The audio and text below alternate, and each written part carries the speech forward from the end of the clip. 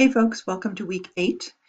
We are continuing our evaluation of sources, our finding of sources obviously, and we're going to be learning about preventing plagiarism and about reporting our information ethically and fairly. And so this is really all about your ethos this week. Ethos is your credibility as a reporter, as an information finder and conveyor, and your scholarship. So as a good, reliable conveyor of information, you need to know that what information you're conveying is accurate, fair, and not overly biased. There's a lot of misinformation out there. Perhaps you've heard about the ways in which the 2016 election was manipulated through fake news. And fake news is with us all the time. Not just fake news, but biased news. And as we become more polarized as a nation, sadly, our news sources become more polarized too. Even if they use the same basic data, they can skew it with a different kind of spin. And so we need to evaluate our sources. We're looking for neutral voiced, even toned, facts-based information, not extreme, not dramatic, not angry, just straight news. And so we're going to be looking at finding and evaluating sources and knowing when we're being yanked by fake news or misleading news. The other thing about this week is learning of how to avoid plagiarism and to cite our sources ethically using MLA style. Again, this speaks to your ethos, your credibility as a reporter, as a scholar. If you give credit where it is due, and you do so using academic conventions such as MLA style in-text and works cited citations, which we're going to be learning about starting now, you're going to demonstrate to your reader that you know your stuff, that they can find the information that you have provided for them, and that you used it ethically, accurately, and fairly.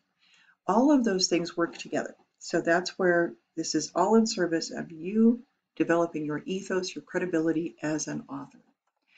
So here's a little Groovy poster that was put forth by IFLA, the International Federation of Library Associations and Instructors. It is very similar to the CRAP test.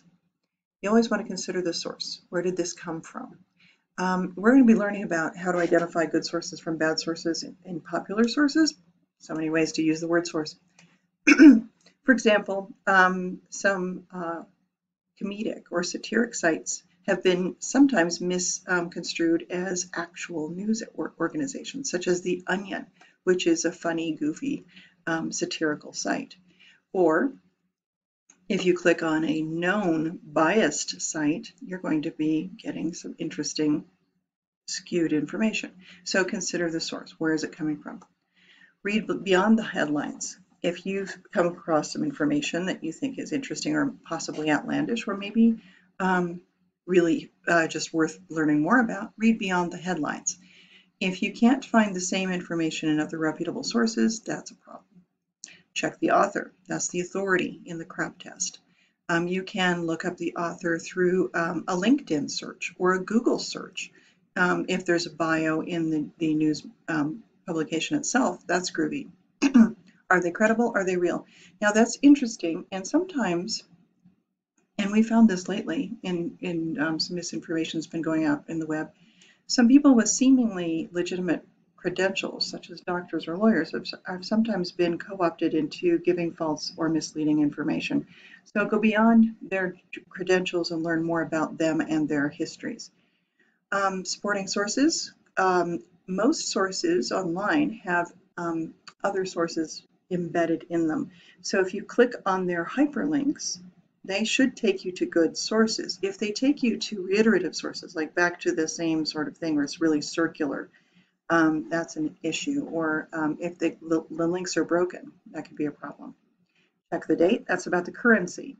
Is it a joke? Right. Is it The Onion or McSweeney's or another satirical site? Here's an important one. Check your biases. Now, the source might have a purpose that could be to get your money, get you to buy something, or get you to believe something, or to join a cause, or maybe it's there to inform. Let's hope. That's what we want.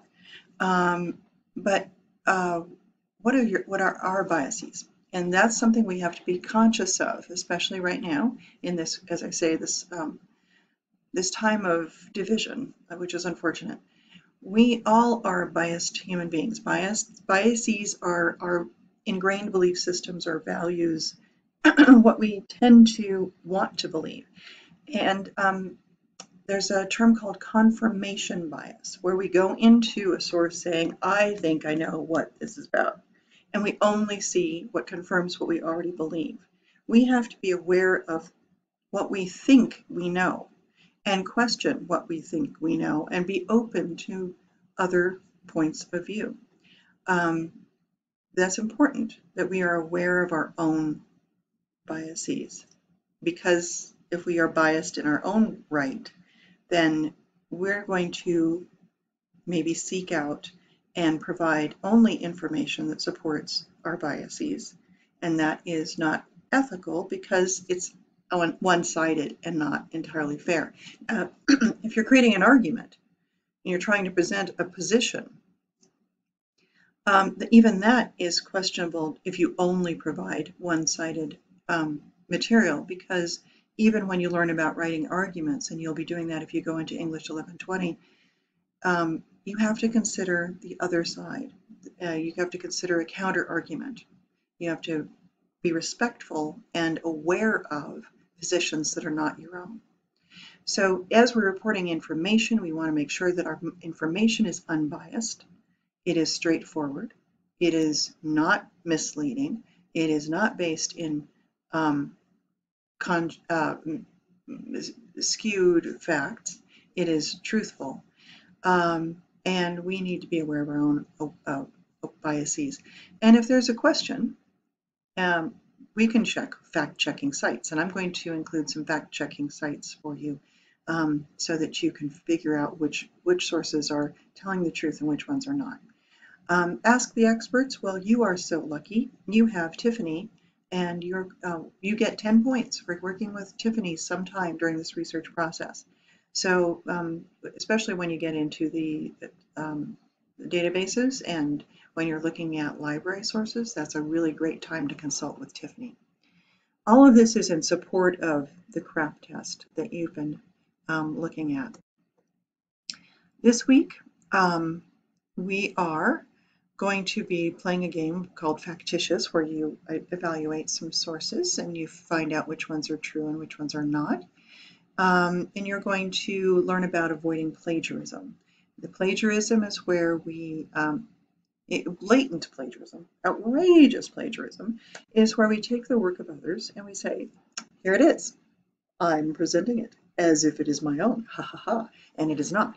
That is awful. You don't want to do that. Don't do it. Copying somebody else's work without giving them credit is blatant plagiarism.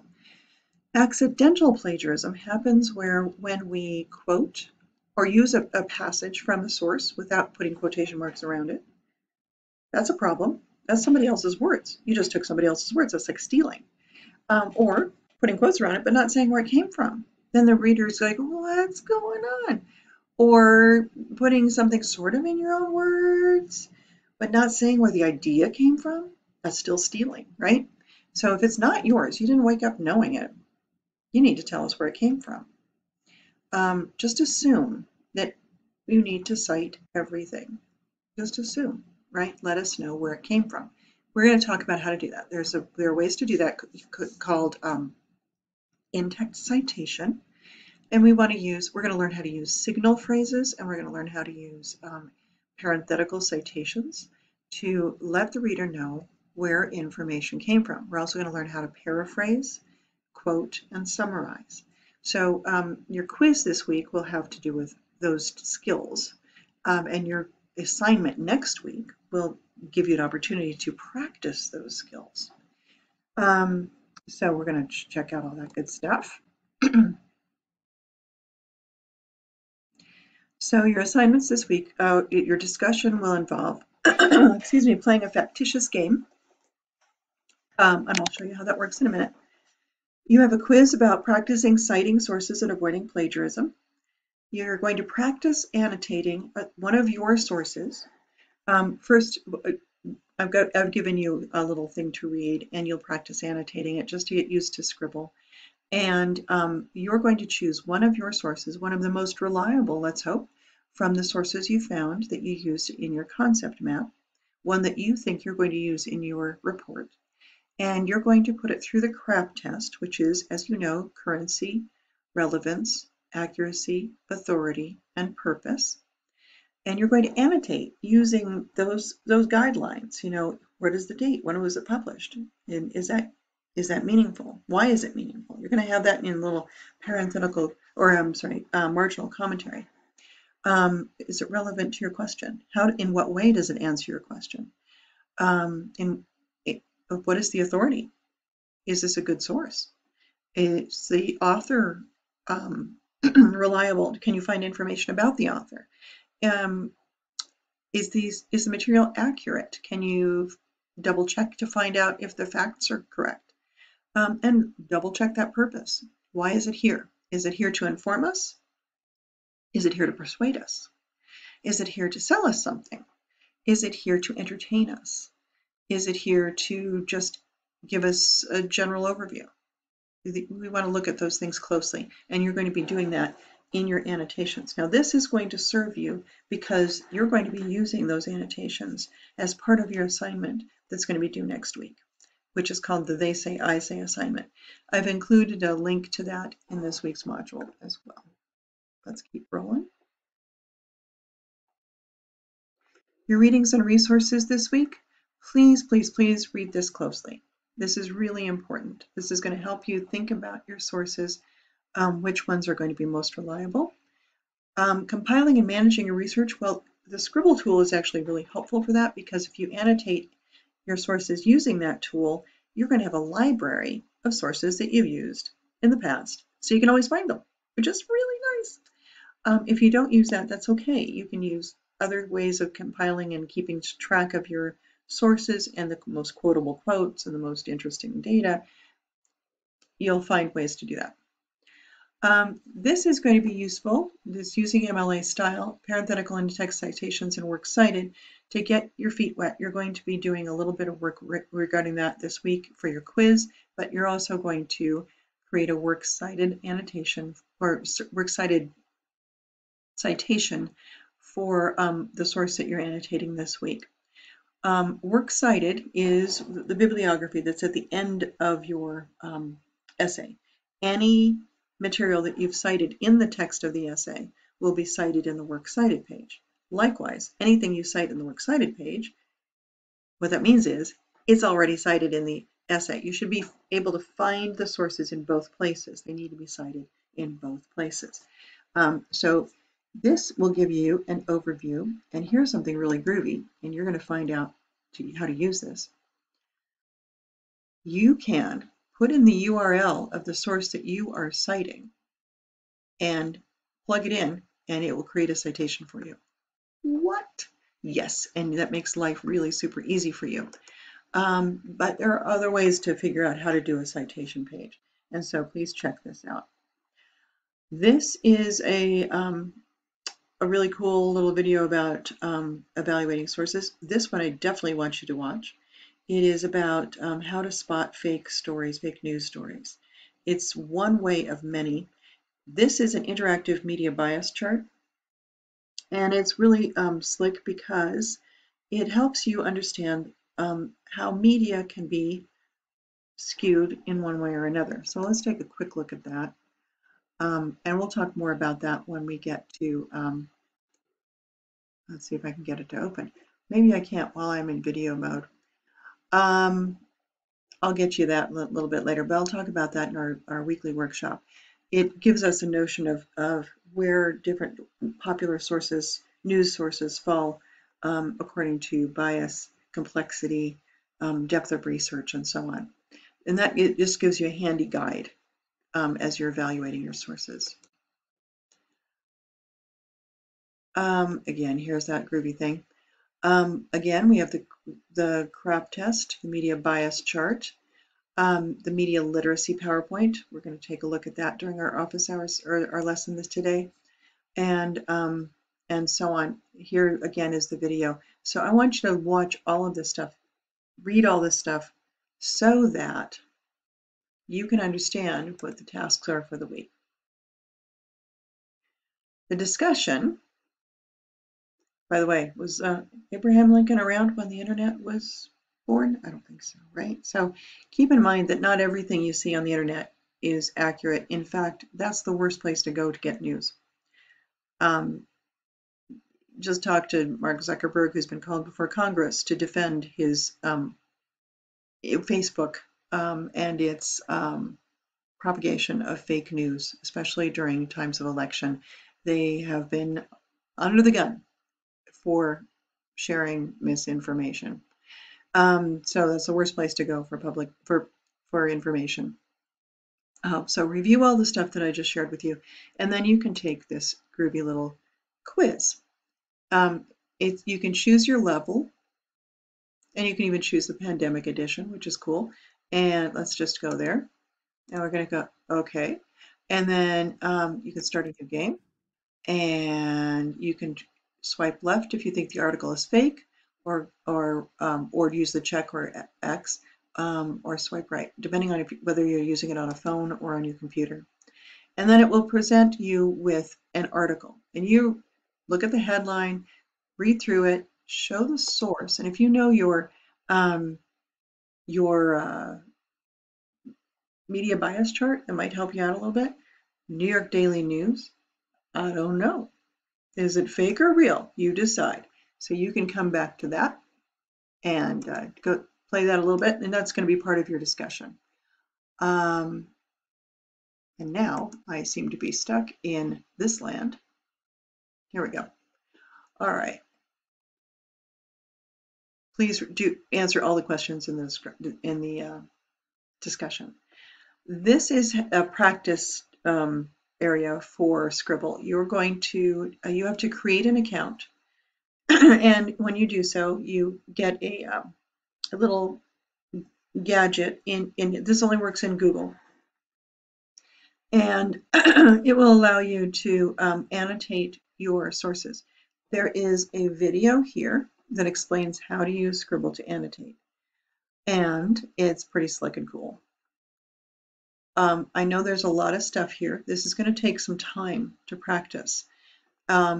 This is worth 10 points, but once you have figured this out, you upload using this doohickey here. You'll see this symbol that gives you an opportunity to create a permalink. A permalink will let me or anybody else see your annotations. Then you're going to take a source from your concept map, and you're going to annotate it. And here is a video of me annotating this particular source. So please watch this, and then you'll see the final version of the annotated source using Scribble. And unfortunately, I am not in, wait a minute, hold on, I lied. Okay, so you'll see that you can, right here, we've got little annotations. This is the link that turns it to a permalink, and you can send it to me. This is the highlighting, and so on. I am not in Google right now, in Google Chrome, so I'm not going to be able to do much fiddling with it, but you can see how I've color-coded to show topics. So here's accuracy, currency, authority, relevance. You're going to find more than one thing, and what you want to do is comment. I noted that these authors are authorities in their fields and so on. So the article is also quite relevant to what we're talking about, because it's talking about the misinformation age. And so I encourage you to read the article as well. So please take a look at all that good stuff. We'll talk more about fake news, evaluating fake news, and so on in our weekly workshops. We're going to have a weekly workshop today. This is Monday at 3, and tomorrow at 4. I will record the best of the workshops, and we'll see which one it is. I'll post it in this week's module. So if you are not able to attend the weekly workshop, please watch the video and send me an email in which you give me an overview of what you've learned, and I can give you your participation points. You get 5 points for participation if you attend or give me a reflection on the weekly workshop. I'm hoping that we will have another session with Tiffany, and she'll help us evaluate some popular sources as well. And hope this is useful to you this week. And don't forget, you will also have a quiz about practicing citation and using MLA to avoid plagiarism. And I'll go over plagiarism as a concept as well in our weekly workshop. So please join us, and I appreciate you taking the time to watch this video. I'll talk to you soon. Bye.